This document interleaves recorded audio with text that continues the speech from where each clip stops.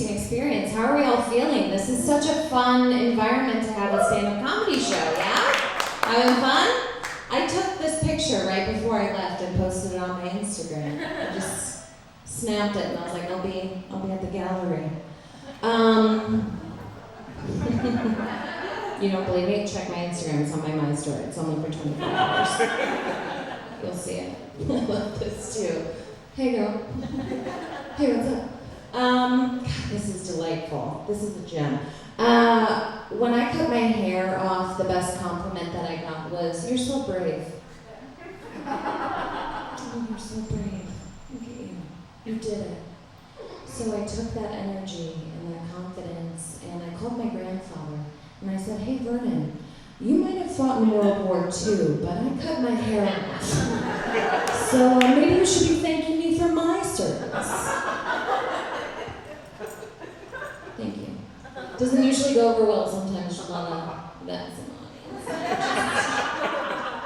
You gotta poof. I don't know why I thought I was in the LL Cool J music video today. I walked in and I was like, yeah, let's put on the fluffy little slippers. Let's do that. If you guys can't check them out. Target. I'm just going to talk about what's going on. I feel like I have to talk like this here, because we're in an art gallery. We're in a studio. So my parents are here, delightfully. They're welcome my parents. My friends are here in the front row. My friends back there. It's lovely. They're half the audience. That's what I do. I bring my posse, my VIP. I get them like front row seats. Come on in, join us. Hi, hello. She's like, what the fuck is this? I came to see art. I came to see the rhino. What are we doing here? Let's tell jokes, shall we? So, I just got out of a Whirlwind romance on Tuesday. It was just for that day. I met this guy at a table read. And I'm really sorry for you actors. Like, yeah, I was in a table read, whatever. It's not a big deal. And we start hitting it off, like me and this guy. He sits next to me, and he's a stand-up guy, right? Like he's like a good, like he's a guy who's a stand-up. He's a guy who's a stand-up, and I should have known. It was like flag number one, right? So he comes and he sits next to me and we start finishing each other's sentences and we're not even really saying sentences, we're just like, oh my god, yeah, what, oh my god. And so I did the thing that you do where you just kind of like, yeah, you know I like you. Like you do like a gentle touch on their arm. So I do it and he's like, I have to go to the bathroom and I was like, okay, cool, have fun. And he leaves and I did what we do, which is I grab my phone and I have one word, Sean. And I take that word and I'm like, how can I find him? How can I find him? I have 2 minutes to do detective work. Okay, here we go. Instagram, Facebook. How am I going to find him? Find 2 minutes. And then he comes back and I'm like, hey, Sean, what's up? What's up, dude?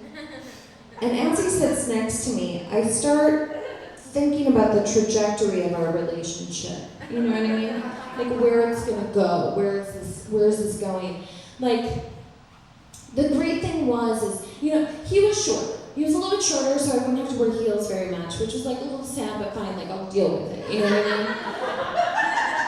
And then he was like, oh, I'm from LA, and I'm like, okay, great, so I don't have to worry about you like needing to go back home when your dreams don't come true. I was like, that's great. And I'm just like planning everything, like as we do, some of us. And we leave. I see my friend the next day, and she goes, oh yeah, he has a girlfriend. And I was like, oh, I'm breaking up with him. It is over.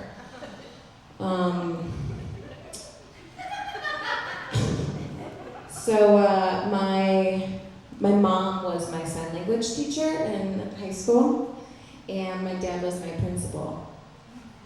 Wow. And I'm an alcoholic.